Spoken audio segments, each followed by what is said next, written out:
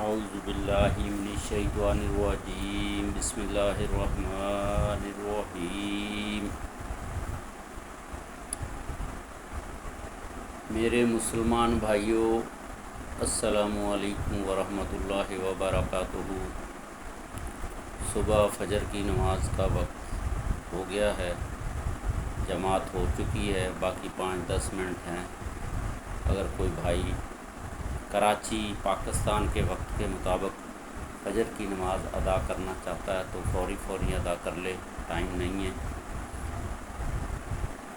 تو اس کے علاوہ پوری روئے زمین کے اوپر، پوری دنیا کے اندر، پورے ورلڈ کے اندر اگر کوئی بھی بھائی فجر کی نماز پڑھنا چاہتا ہے، میری دعا ہے کہ اللہ تعالیٰ سب کو فجر کی نماز با جماعت پڑھنے کی توفیق دے۔ 2 رکعت سنت رسول موقدہ فجر کی نماز سے پہلے کوشش کریں کہ گھر میں پڑھ کے جائیں، اگر ٹائم نہیں ہے جا کے مسجد میں پڑھ لیں۔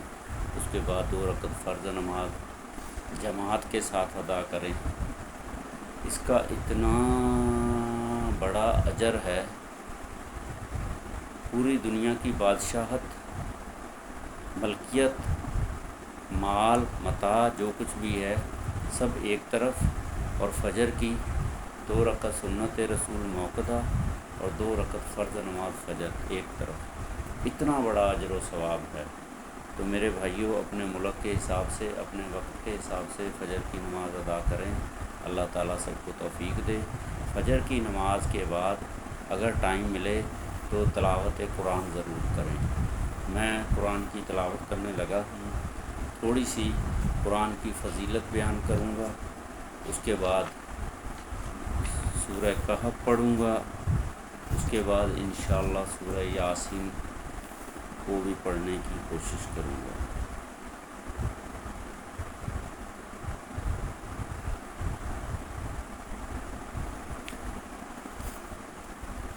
زید بن ثابت رضی اللہ تعالی عنہ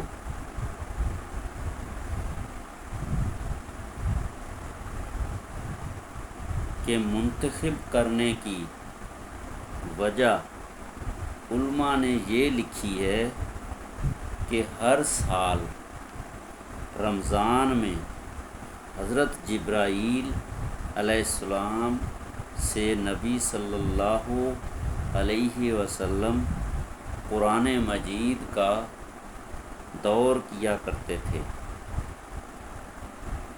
اور سال وفات میں 2 مرتبہ قرآن مجید کا دور ہوا، اور زید بن ثابت رضی اللہ تعالی عنہ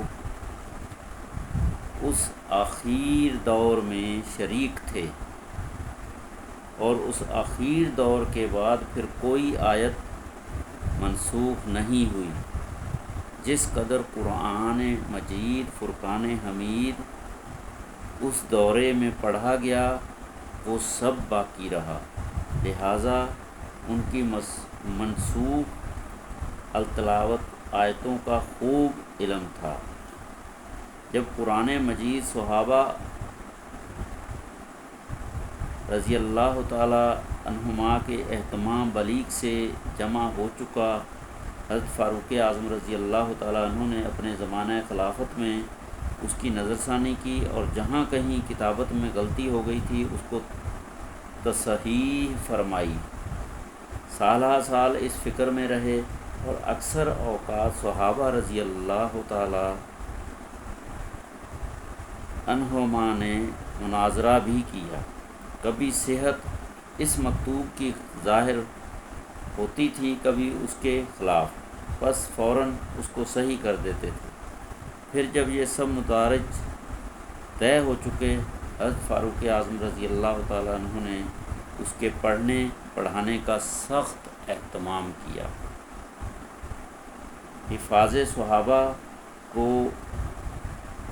دور دراز ملکوں میں قرآن و فقہ کی تعلیم کے لیے بھیجا، جس کا سلسلہ ہم تک پہنچا۔ تو میرے بھائیوں، قرآن مجید کو زندگی میں اپنے لیے ایسے سمجھیں جیسے صبح کا کھانا ضروری ہے، رات کا کھانا ضروری ہے، شام کا کھانا، دوپہر کا کھانا ضروری ہے۔ قرآن مجید کو بھی ایسے اپنے لیے فکس کر لیں کہ جب بھی ٹائم ملے کوشش کریں کہ صبح فجر کے نماز کے بعد تھوڑا سا پڑھ لیں، 1 آیت 2 آیت 10 آیت 1 سورت، جتنی اللہ تعالیٰ توفیق دے اس کی تلاوت ضرور کریں، ترجمہ بھی ضرور پڑھیں، ترجمے کے ساتھ پڑھیں۔ حق یہ ہے کہ حضرت فاروق اعظم رضی اللہ تعالیٰ عنہ کا احسان اس بارے میں تمام امت محمدیہ پر ہے۔ انہی کی بدولت آج ہمارے پاس قرآن مجید موجود ہے اور ہم اس کی تلاوت سے فیضیاب ہوتے ہیں۔ اس احسان کی مکافات کس سے ہو سکتی ہے؟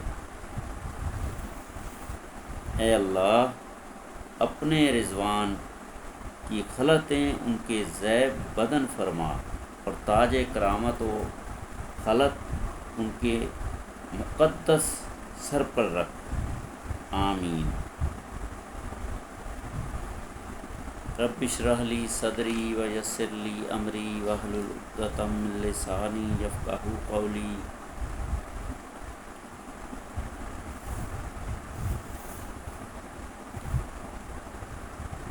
قرآن مجید کی عظمت اور بزرگی، اس کی فضیلت اور رفعت کے لیے اس قدر کافی ہے کہ وہ خداوند عالم خالق لوح و قلم کا کلام ہے، تمام عیوب و نقائص سے بری اور پاک ہے۔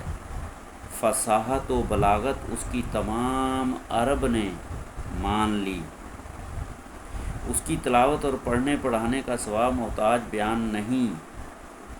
تمام علماء امت متفق ہیں کہ کوئی ذکر تلاوت قرآن مجید سے زیادہ ثواب نہیں رکھتا۔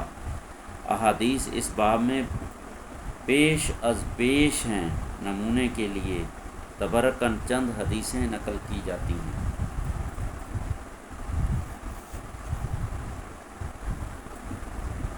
رب اشرح لی صدری ویسر لی امری واحلل عقدۃ من لسانی یفقہوا قولی۔ حدیثیں بعد میں بیان کروں گا، ابھی میں تلاوت کرنے لگا ہوں۔ اعوذ باللہ من الشیطان الرجیم، بسم اللہ الرحمن الرحیم۔ الحمدللہ۔ سورۃ فاتحہ۔ سورۃ فاتحہ کی تھوڑی سی فضیلت بیان کر دوں۔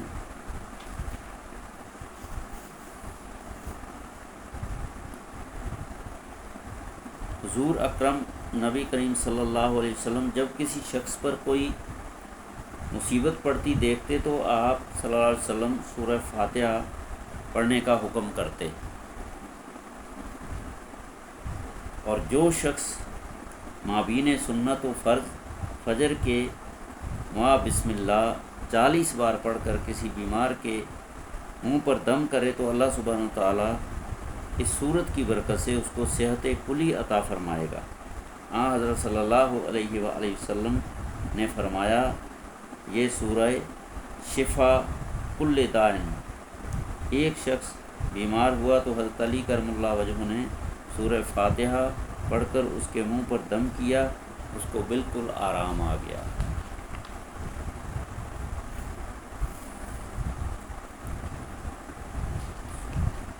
سورہ فاتحہ قرآن مجید کی پہلی سورہ ہے،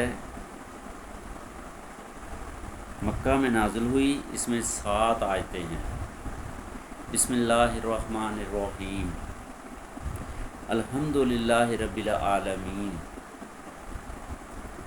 الرحمن الرحیم، مالک یوم الدین، ایاک نعبد و ایاک نستعین، اہدنا الصراط المستقیم، صراط الذین انعمت علیہم غیر المغضوب علیہم ولا الضالین۔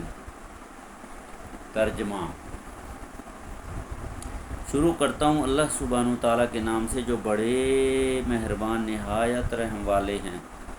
تمام تعریفیں اللہ سبحانہ تعالیٰ ہی کو لائق ہیں، جو رب ہے تمام عالموں کا، جو بڑے مہربان نہایت رحم والے ہیں، جو مالک ہیں روز جزا کے، یا اللہ ہم آپ ہی کی عبادت کرتے ہیں اور آپ ہی سے درخواست اعانت کرتے ہیں، آپ ہی سے مدد مانگتے ہیں۔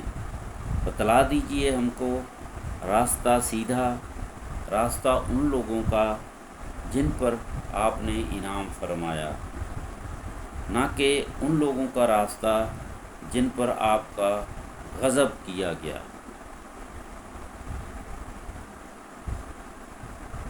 اور جو بھٹکے ہوئے ہیں، آمین ثم آمین۔ اللہ تعالی ہماری دعا کو قبول فرمائے۔ میرے بھائیوں، سورہ فاتحہ کے بعد سورہ بقرہ شروع ہوتی ہے۔ اس کے علاوہ قرآن مجید میں 113 آیتیں ہیں، سورۃ فاتحہ ملا کے 114 صورتیں ہیں۔ تو اللہ تعالیٰ سب کو پڑھنے کی، سمجھنے کی، ترجمے کے ساتھ، تفسیر کے ساتھ توفیق دے، خود بھی پڑھیں، عمل بھی کریں، دوسروں تک بھی پہنچائیں۔ تو یہ زندگی کے لمحات بہت قیمتی ہیں اور ان کا پورا فائدہ لے لیں، اور یہ قرآن کا میسیج تمام مسلمانوں تک اور تمام انسانوں تک پہنچائیں۔ اللہ تعالیٰ سب کو ہدایت دے، آمین ثم آمین۔ ان اللہ و ملائکاتہ یصلون علی النبی یا ایھا الذین آمنوا صلوا علیہ وسلموا تسلیما۔ اللہم صلی علی سیدنا محمد وعلی آل سیدنا محمد بعدد حروف کلام اللہ، آمین۔